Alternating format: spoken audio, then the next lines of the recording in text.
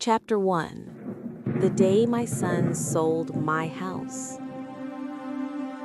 My son forged my name and sold the house I had lived in for more than 30 years, then stood there telling me I should be grateful he did it.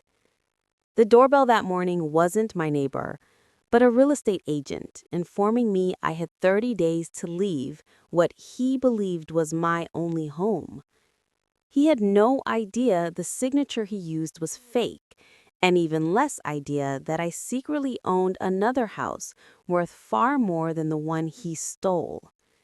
And when the truth finally reached the courtroom, I watched the same son who once brought me warm towels when I was sick collapse under the weight of his own choices. I am Marianne Holloway, and this is how losing everything he thought I had became the moment I took my life back. I had lived in the little white house on Quinn Street for more than 30 years, long enough for the paint to fade twice and the maple tree in the yard to grow from a thin sapling into a wide canopy that shaded the front porch every summer. When my husband and I bought it in 1992, it felt like the kind of place where life could settle and stretch and grow warm around the edges. After he passed in 2008, the house became quieter, but it still held the rhythm of a life I understood. Mornings with coffee by the kitchen window, the smell of old textbooks from my teaching years, the familiar sounds of my neighbors' dogs and leaf blowers and lawnmowers. It was a kind of Midwest calm that made you forget time was passing. I had been retired for 2 years, and most days were slow and predictable. I tended my small garden when Kansas weather allowed it. I read books from the library downtown. Sometimes my son Daniel stopped by, though those visits had been less frequent since 2020. I saw him more often through notifications on my phone than in person. Little images of his newly polished life with a woman named Kelsey Hartman, filtered restaurant photos and weekend trips and things I knew he could not afford on his salary. The change had come fast. Before 2020, Daniel had been a quiet, steady man who budgeted carefully and worked hard at his retail job. Then he met Kelsey, and it was like someone had twisted a dial inside him. He began talking about leveling up, about not wanting to be average, about wanting to escape the kind of life where you clip grocery coupons and cook at home. He wanted sparkle, he said, something bigger. After a while, I learned not to comment. Every time I tried to gently ask if he was handling his finances responsibly, he grew defensive. Eventually, he stopped bringing things up at all. On that freezing afternoon in mid-December 2023, he appeared at my door out of nowhere. I had been sorting through some old lesson plans in the living room when I heard his truck pull into the driveway. I felt the familiar hope rise in me, the wish that maybe this visit would feel like the old days, when we could talk without walls between us. He walked in without much eye contact. His jacket was still zipped, like he planned to leave quickly. He smelled faintly of cologne I had never known him to wear. I told him I had chili on the stove if he wanted some. He said he had already eaten. I asked how work was. He shrugged and said busy. I asked if he wanted to sit. He said he couldn't stay long. Every answer felt short and clipped, as if he was dodging long sentences on purpose. I tried asking about the weather, about holiday plans, about anything that could open the door even a crack. Nothing worked. After a few minutes of stiff conversation, he stood and glanced at his phone. He said he just wanted to check on me. I told him I appreciated it. He forced a small smile. Then he left. The entire visit had lasted less than 10 minutes.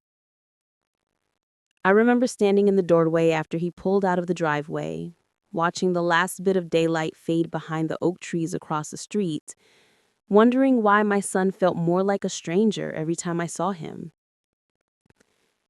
The next morning, I was polishing the dining room table when the doorbell rang. I assumed it was my neighbor or maybe the delivery driver who often mixed up addresses. Instead, a man in a company jacket was standing there with a clipboard tucked under his arm. He offered me a polite smile and introduced himself as a real estate agent. At first, I thought he had the wrong address. Then he said he needed to speak with the homeowner about the move-out timeline. I stared at him, confused.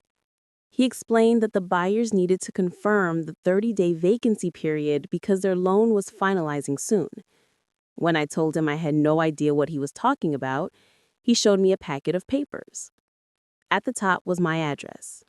Attached was a completed sale contract listing the price point at $184,000. Beneath that contract was my name, signed in neat cursive, except it was not mine. I felt my hands go cold. My chest tightened so hard I had to lean against the doorframe.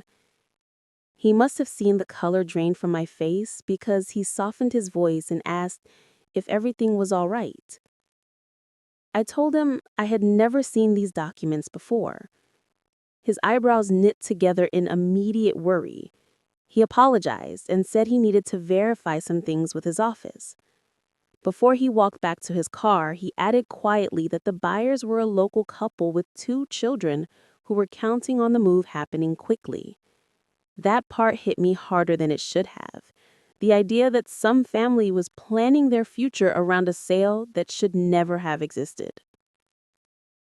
I closed the door and stood there for several seconds with the papers shaking in my hands. I must have looked at the signature a dozen times, my name written with loops and slants I would never use. I swallowed hard and tried to steady myself. There was only one person who could have done this. My fingers trembled as I called Daniel. He answered on the 3rd ring. When I told him about the real estate agent, there was a long silence on the line. Then he let out a sigh so heavy it felt rehearsed. He said he had been meaning to talk to me, that things had gotten complicated, that he had been under enormous pressure. I could barely hear him over the pounding in my ears. He finally said that the house had been sitting for too many years, that I didn't need something that big anymore, that selling it was the practical thing to do.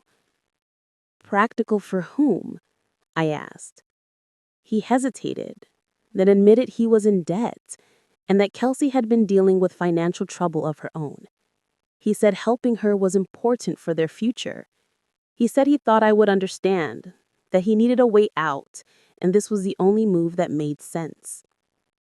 The part that cut deepest was when he said he knew I would be emotional about it, so he handled the paperwork himself. I heard myself ask how he handled paperwork that belonged to me. There was another long pause. When he finally answered, his voice turned cold and flat.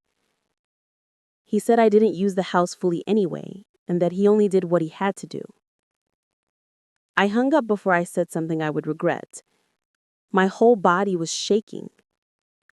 Within an hour, a police officer arrived, a young woman named Jenna Morales. The real estate agent must have called her after leaving my door. She was calm and respectful, asking for my driver's license and comparing my signature to the one on the contract. After just one glance, she said it did not match. She took photos of the papers and logged everything into her report. She told me she would file it for further review and contact me if more questions came up. The buyers, Mark and Stephanie Dalton, arrived later that afternoon. They were kind, stressed, and confused. They told me they had already put down a $58,000 deposit and had started planning renovations.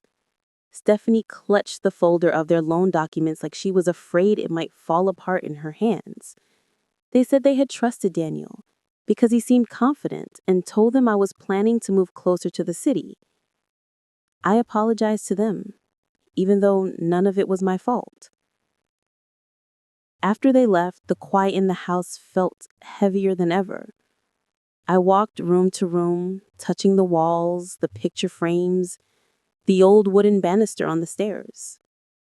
Every corner held pieces of my life, Birthdays, arguments, quiet dinners, grief, joy, everything. That night I packed a few bags. Not because anyone forced me to, but because something inside me felt already severed. The house no longer felt safe. It no longer felt like mine, even though legally it still was. I moved into a smaller apartment in downtown Topeka. One room with thin walls and a tiny kitchenette, but it felt like a place where I could breathe for a moment. I sat on the edge of the bed, with the lamp casting a dim circle of light, and let the weight of the day settle. I did not cry loudly. The emotion came in quiet waves, the kind that leave you hollow instead of shaking.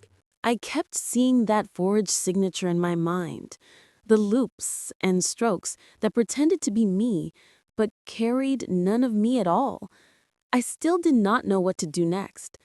I only knew one thing for certain as I stared at the blank ceiling of that temporary apartment. I was not finished, not broken, not defeated. Something deeper was shifting inside me, something steady and clear that would not let me collapse. And whatever came next, I would face it with my eyes open. If this story touched you, please subscribe and let someone out there feel less alone. Thank you. Chapter 2. The Secret House He Never Knew About. I woke up the next morning in the small apartment with the kind of heaviness that makes your bones feel older than you are. The city noises were different from Quinn Street, less familiar, sharper, faster. I lay there for a moment listening to a distant siren and the hum of traffic on Kansas Avenue before forcing myself to sit up. There was no time to fall apart. Not now. I made myself instant coffee in the tiny kitchenette and sat at the small metal table by the window. The December sky was pale and flat. I stared at it while memories I had not touched in years began to rise, uninvited but steady. They all led back to Ellie Summers. I had met Ellie the week we moved into Quinn Street in 1992. She was already in her 50s then, a quiet woman with soft gray hair and a habit of watering her rose bushes at sunrise.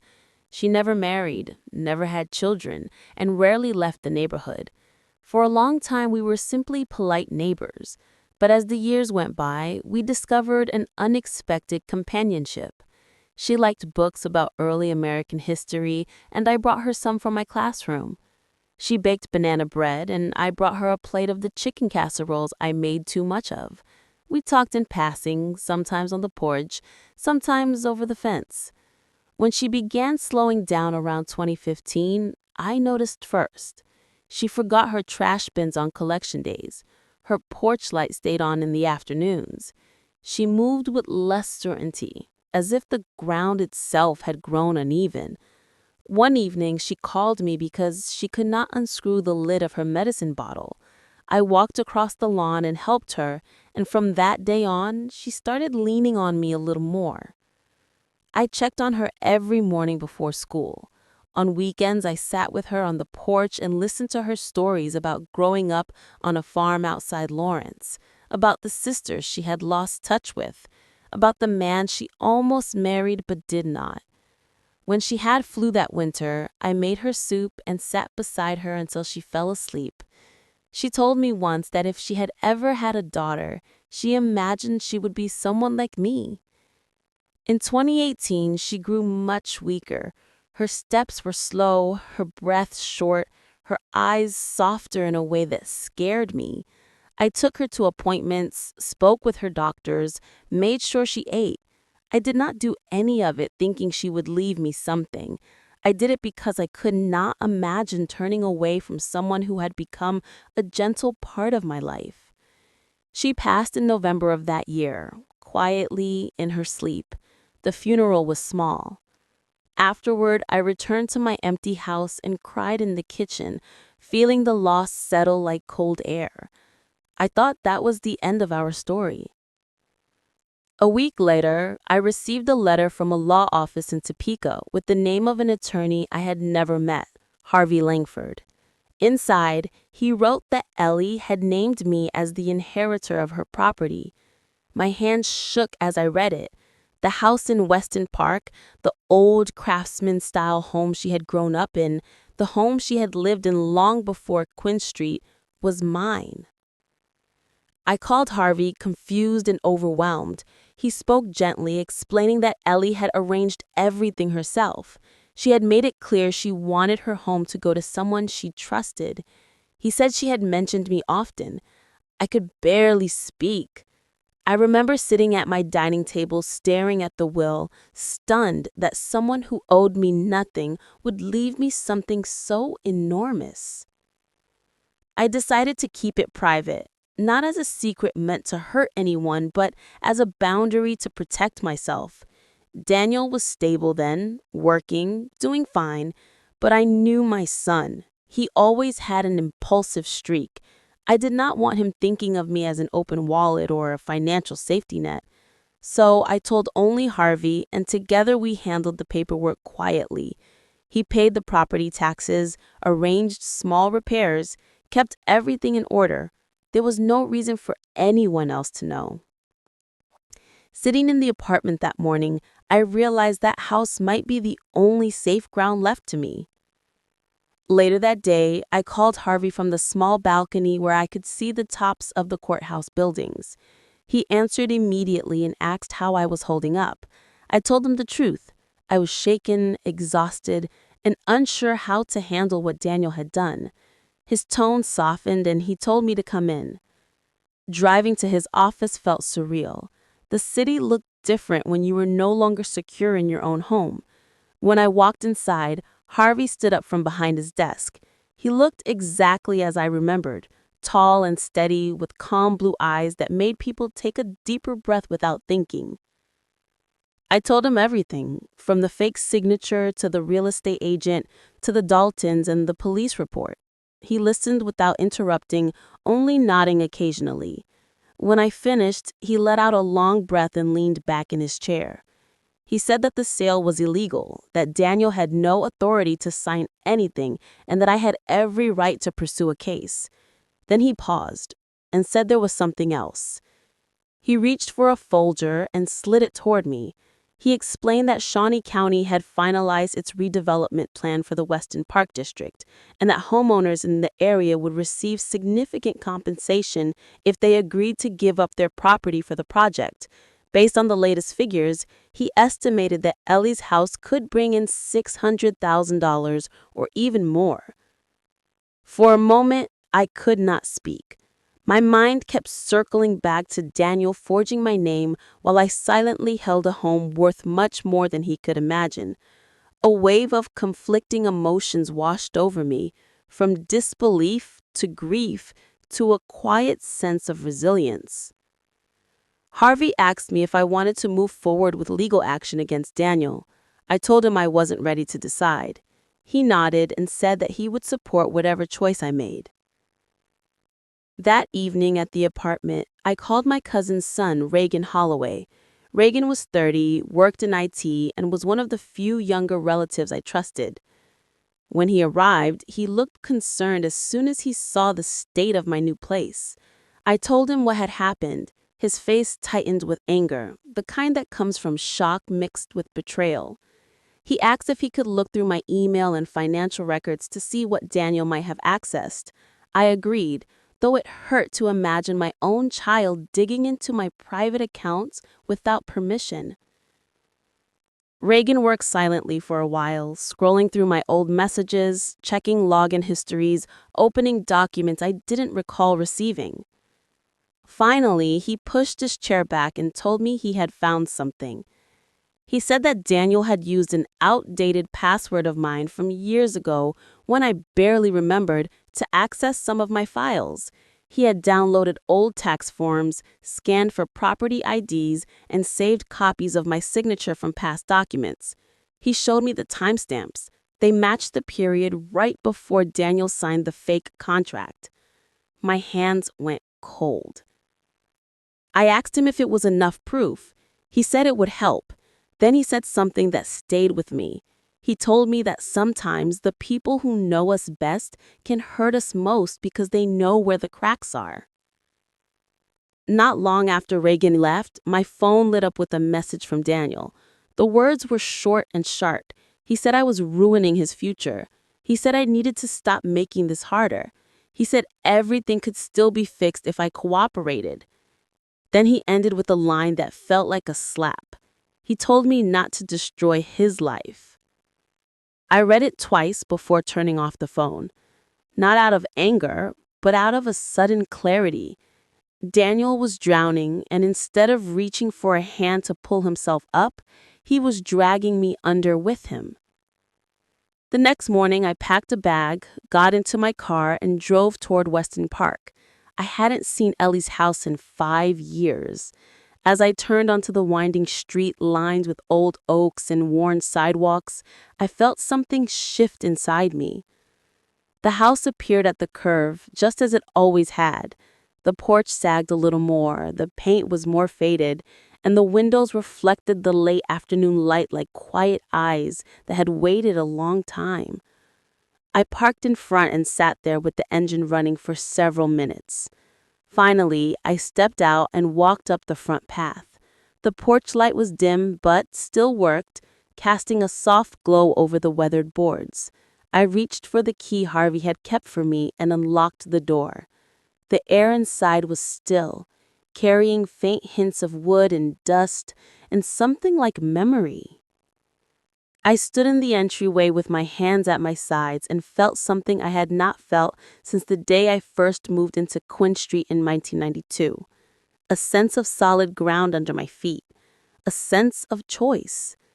The house was quiet, but it was mine in a way nothing else felt mine anymore.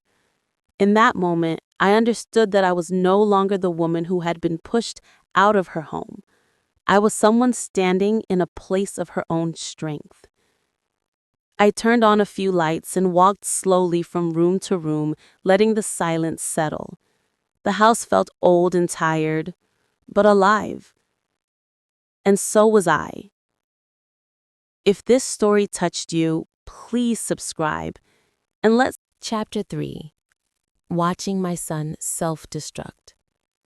I stepped slowly through each room until the last bit of daylight slipped out of the windows, and by the time I locked the door behind me, something inside me had settled into a steadier place. I drove back to the apartment feeling a kind of quiet determination I had not felt in years. The next morning, I opened my phone and instinctively went to Daniel's social pages. Part of me wanted to believe I had misunderstood him, that he was simply overwhelmed.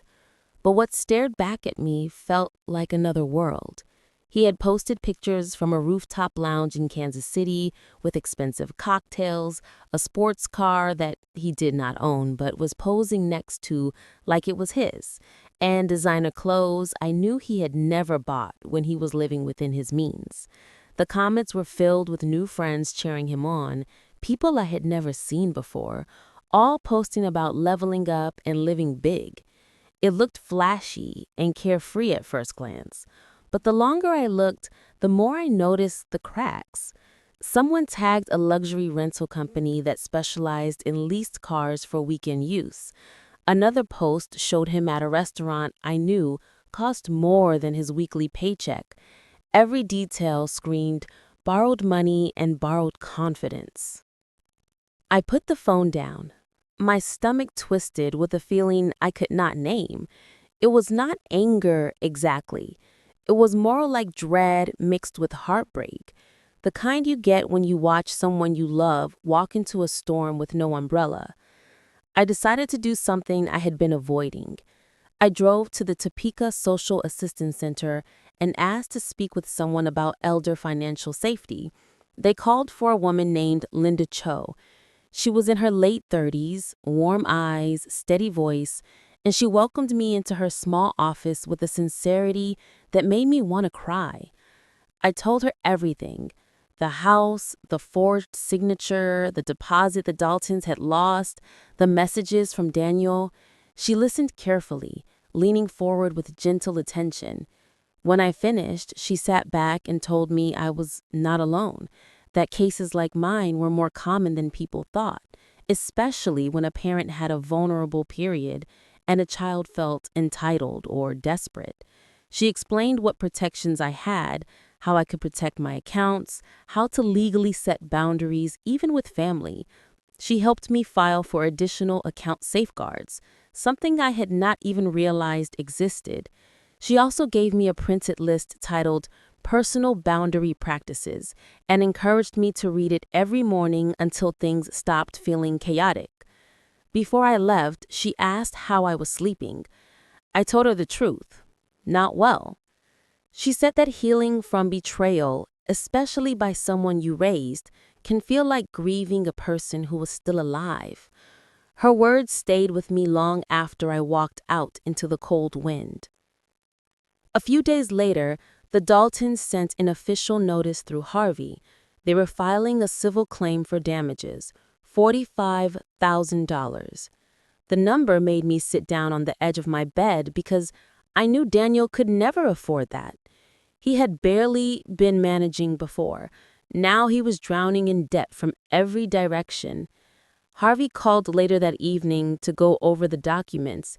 He spoke calmly, explaining what the claim meant and what the next procedures would be. I could hear the heaviness in his voice when he said he wished it had not come to this.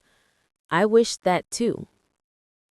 That night, a storm rolled over Topeka. Dark clouds pressed low against the city and the wind rattled the thin windows of my apartment. I sat with a blanket around my shoulders and tried again to reach Daniel, but he did not answer. When I checked his social pages, the post had slowed and the comments under his last picture were filled with confusion and some thinly veiled mockery. The shine had worn off. The crowd he had been impressing was shifting away. Near midnight, my phone buzzed with a message from Kelsey. It was short. She told me she was leaving Daniel and that she couldn't deal with the stress anymore. A second message followed, saying she hoped he would figure his life out. Part of me wanted to believe I had misunderstood him, that he was simply overwhelmed. But what stared back at me felt like another world. A day later, Reagan stopped by to check on me after work. I made us tea and we sat at the small table. He looked at me a long moment before saying he wished Daniel understood what he had done. I said I wished that too, though I had stopped expecting recognition or apology. Reagan asked if I wanted him to try talking to Daniel. I said no. This was something Daniel had to face. As we talked, my mind drifted back to an old memory I had not thought of in years. It was the winter of 1998, the year I had caught the flu so badly I could barely stand. Daniel had been 9. He had made me soup from a box mix and insisted on carrying it upstairs, even though his hands were small and the bowl was almost too big. Later, he came into my room with a warm towel and placed it on my forehead. He sat beside me for hours, reading from a book he could barely pronounce. I remembered the way he looked at me then, full of worry and love, tiny hands adjusting the blanket around my shoulders. Tears stung my eyes without warning. Reagan noticed. He reached over and squeezed my hand. He didn't say anything, and I was grateful for that. A week later, on a cold afternoon where the sun barely bothered to rise, there was a knock on my apartment door.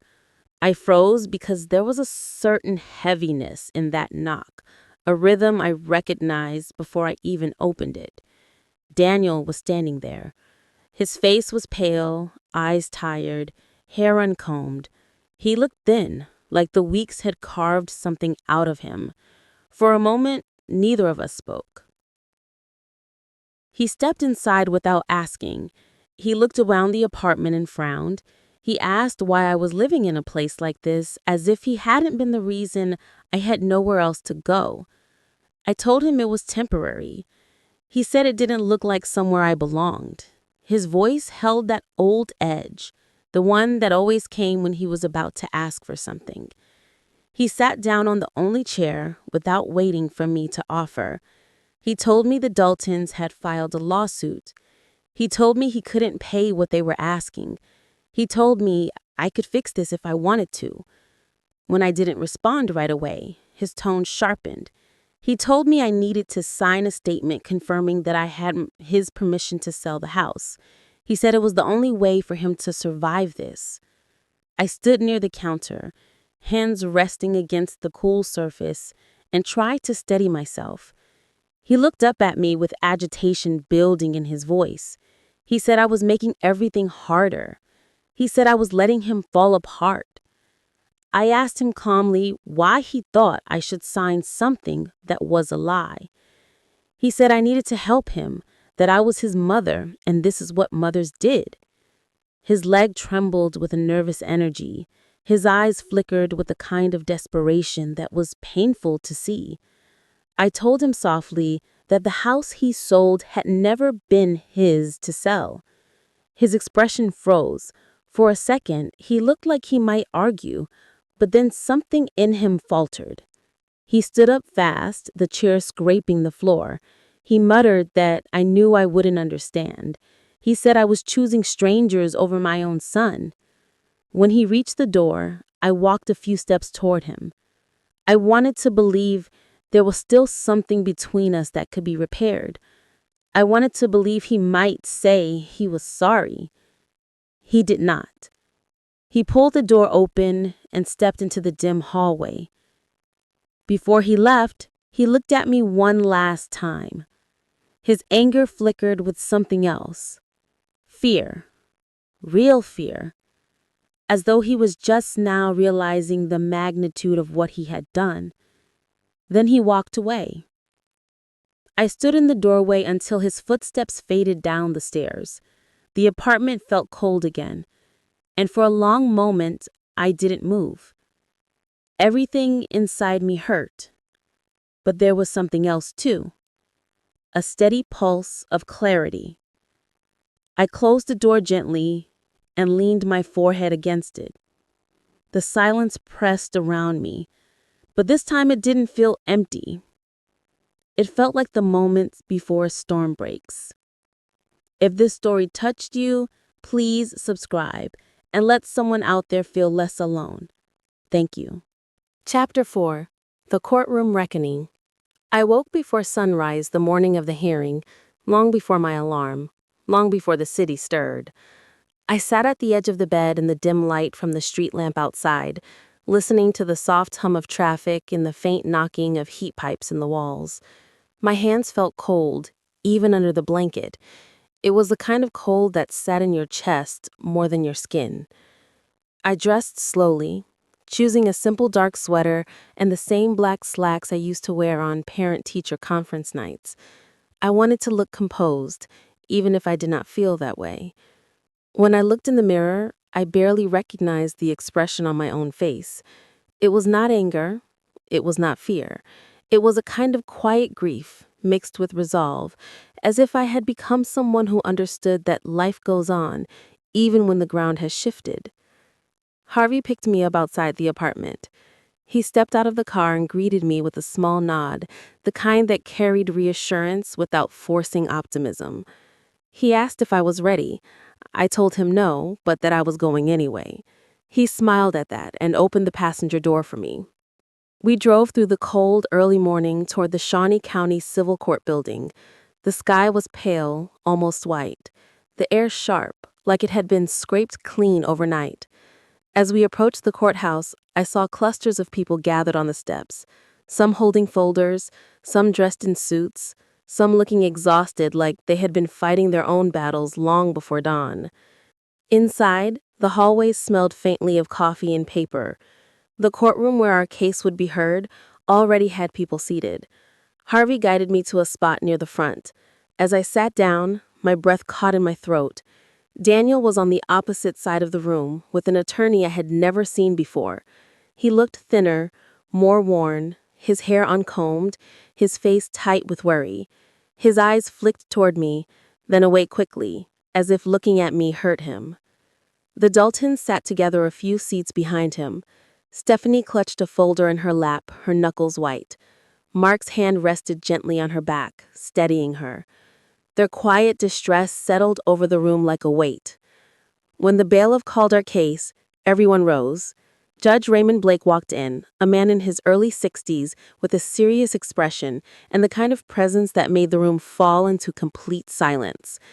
After we all sat down, he began reviewing the paperwork that had been submitted in advance. Harvey leaned close and whispered that everything we needed had been filed and verified. I nodded, though my stomach churned. Judge Blake asked the Daltons to speak first. Stephanie stood, her voice shaking slightly. She explained that they had trusted the seller, had believed Daniel when he told them I had already moved to the city, had given them their savings for the deposit, and had even begun planning small renovations based on promises he made. She said the money they put down had taken years to build, that it was meant for their children's future. Each word felt like a pin pushed into my chest. Mark spoke next. His voice was steadier, but I could hear the strain. He said they did not blame me, that they knew I had been kept in the dark, but that the financial strain of losing the deposit had put them at risk of losing their loan. Judge Blake listened without expression. When they sat down, he turned toward our side. Harvey stood and presented the documents. He placed before the judge the original samples of my signature, from legal records, my driver's license, and past tax forms. He explained how the contract used in the sale contained a signature that did not match. Then he submitted the report from Officer Jenna Morales, which confirmed the discrepancy based on official records. He also presented the property tax history and proof that the title had never been transferred, never listed under Daniel's name, and never authorized for sale. I watched Daniel as Harvey spoke. His face drained of color. His attorney whispered to him, but Daniel kept shaking his head, almost imperceptibly, like he was slipping further down a slope he could not stop. Judge Blake asked if I wished to speak. I rose slowly. My legs felt stiff. My voice trembled at first. I explained how I had discovered the sale, how I had never signed anything, how I had never given permission, how I had been forced to leave my home because of confusion and fear. I tried to keep emotion out of my words, but when I mentioned the forged signature, something inside me cracked. My throat heightened, and I had to pause to breathe. When I sat back down, Harvey rested a steady hand on the table in front of us, not touching me, just grounding the moment. Daniel's attorney stood and said Daniel had acted out of panic, believing he was helping his family and his future. He attempted to frame it as a misunderstanding, as an emotional mistake. But the judge's eyes narrowed, and he asked Daniel directly if he had forged the signature. Daniel hesitated. For a moment, I wondered if he would lie again, but the silence stretched too long. Finally, he nodded, barely visible. Judge Blake leaned forward and spoke in a firm, even tone. He explained that the entire transaction was void, legally non-existent. He declared that Daniel had committed an act of forgery and financial misconduct. He ruled that Daniel was responsible for returning the $58,000 in deposit funds to the Daltons and an additional estimated $45,000 to cover their verifiable expenses and losses related to the attempted purchase. My breath caught. The Daltons gasped softly. Daniel's shoulders collapsed as if someone had cut the strings holding him up. Then the judge wrote the ruling and announced that the case was closed. Daniel stood suddenly, gripping the table, tears falling fast. His voice cracked, pleading with the judge that he could not pay that amount, that he had no money, that he had made a mistake and needed help. The judge simply instructed him to work out a payment plan with the court and reminded him that consequences did not disappear because someone regretted their actions. I watched my son cry in a room full of strangers. My heart twisted painfully, but there was no triumph in me, only sorrow, deep and heavy. I could not protect him from this anymore. When the courtroom emptied, I gathered my coat and prepared to leave. Harvey asked if I needed a ride back, but I told him I would walk for a bit. I needed the cold air. As I stepped into the hallway, Mark Dalton approached me. His expression was gentle, grateful but tired. He told me he was sorry for what I had gone through. Then he asked quietly if I had considered selling the old house in Weston Park. He said that he and Stephanie had admired its charm and that they would be interested if I ever wanted to part with it. I looked at him and felt a surprising calm. I told him I appreciated the offer, truly, but that the house needed to remain my own for now. He nodded with understanding and wished me well. When I finally walked through the courthouse doors into the biting Kansas wind, I wrapped my coat tighter around me. I had only taken a few steps toward the street when I heard hurried footsteps behind me. I turned and saw Daniel running toward me. His face was flushed and wet from tears. He asked me to wait. When he reached me, he could barely speak at first. His voice broke as he begged for another chance. He said he knew he had hurt me, that he had ruined everything, that he didn't know how to fix his life. I felt my chest ache at the sight of him. I placed a hand on his shoulder. He trembled under my touch. I told him softly that I did not hate him, that I had never hated him, but that I needed to protect myself now. His face crumpled, but he nodded slowly, like he understood even if it hurt. We stood there in silence for a few breaths, the wind whipping around us, until he stepped back and lowered his eyes. He whispered that he was sorry. Then he turned and walked toward the parking lot with a slow, defeated stride. I watched him go. The sky above was gray, the wind sharp enough to sting, but I felt steady as I walked down the courthouse steps. The cold air filled my lungs, and for the first time in a long time, I understood that moving forward was not about escaping the pain. It was about reclaiming my place in the world, step by step. If this story touched you, please subscribe and let someone out there feel less alone. Thank you. Chapter 5. The House That Was Never His. I drove back to Weston Park the next week with a trunk full of paint cans and cleaning supplies, and for the first time in months, my heart felt steady instead of hollow. The house waited for me with its tired porch and its dim windows, still holding the quiet breath of the past. I unlocked the door and stepped inside with a sense of purpose that surprised even me. I was ready to make this place my home. I spent the first days scrubbing floors, dusting windowsills, airing out closets, wiping down cabinets that had not been touched in years. Every stroke of the cloth felt like wiping the fog off a mirror. Once the room smelled fresher, I began painting. Soft white in the living room, warm cream in the hallway, a gentle blue in the bedroom that reminded me of early spring mornings in Kansas. I changed the curtains, planted small flowers near the porch, and tightened a few loose boards on the steps. The more work I did, the more the house seemed to breathe with me, as if it had been waiting quietly for someone to care for it again. One afternoon, while I was painting the trim near the front windows, I heard a car pull up outside. I wiped my hands on an old towel and stepped onto the porch. Daniel stood beside his beaten-up truck, looking smaller than I remembered. His shoulders were slumped, his clothes wrinkled, his hair uncombed.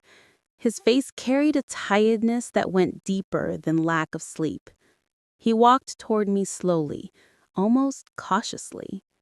I waited, unsure of what he might say. He stopped at the edge of the porch steps and let out a shaky breath. His voice cracked when he spoke. He said he had lost his job. He said Kelsey had left months earlier and had blocked his number completely. He said the debt collectors called every day and that he was living in a smaller place he could barely afford.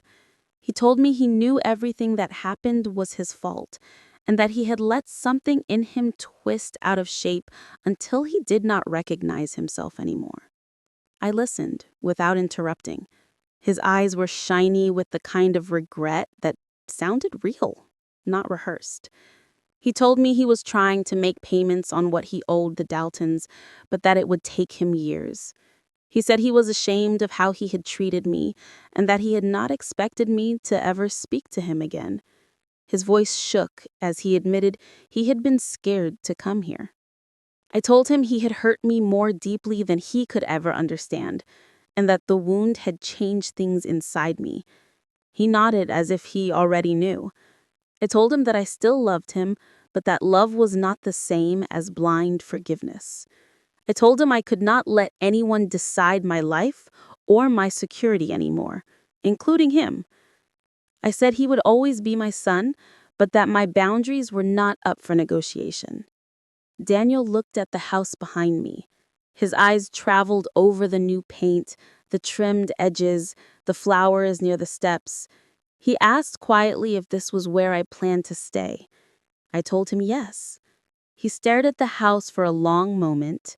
Something shifted in his expression. I could see the realization start to take shape. He had never asked how I survived after his father died. He had never wondered what I carried alone or what work I put into keeping myself steady. He had not imagined that I had a life beyond the one he saw. Standing there, he seemed to understand for the first time that I had built more strength than he ever noticed. The silence between us deepened. Not heavy, but honest. He took a step back, then another. He said he did not deserve kindness from me. I told him kindness was mine to give or withhold, not something he had earned or lost. He nodded slowly and turned toward his truck. As he walked away, his shoulders trembled. He paused at the truck door and looked back once more. His eyes held a quiet apology, one he could not put into words.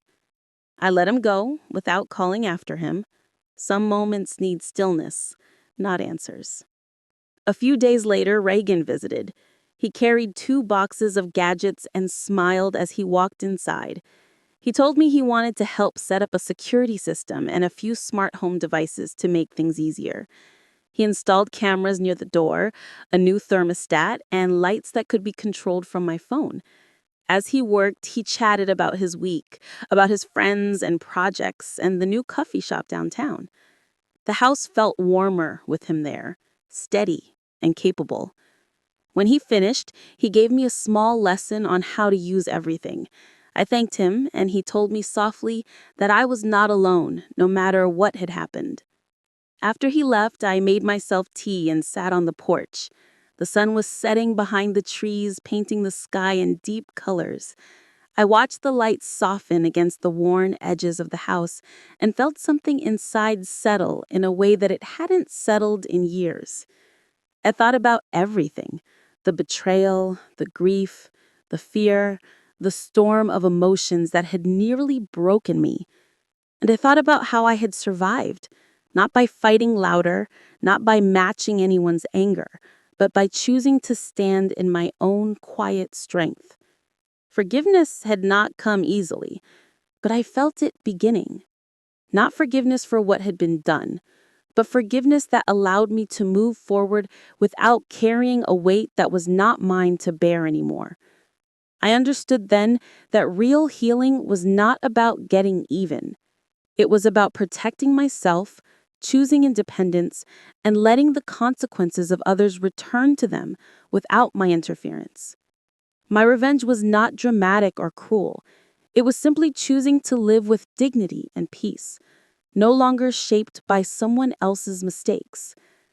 As the last light faded, I felt ready to close this chapter of my life. I rested my hand on the porch rail and breathed in the cool Kansas air. Justice is not always loud. Sometimes it is the quiet choice to stand up for yourself, to rebuild what was broken, and to let the world see that you are stronger than the pain that tried to undo you. If this story touched your heart, I invite you to stay, to listen to more stories, to share your thoughts, and to walk with me through the quiet victories that shape our lives.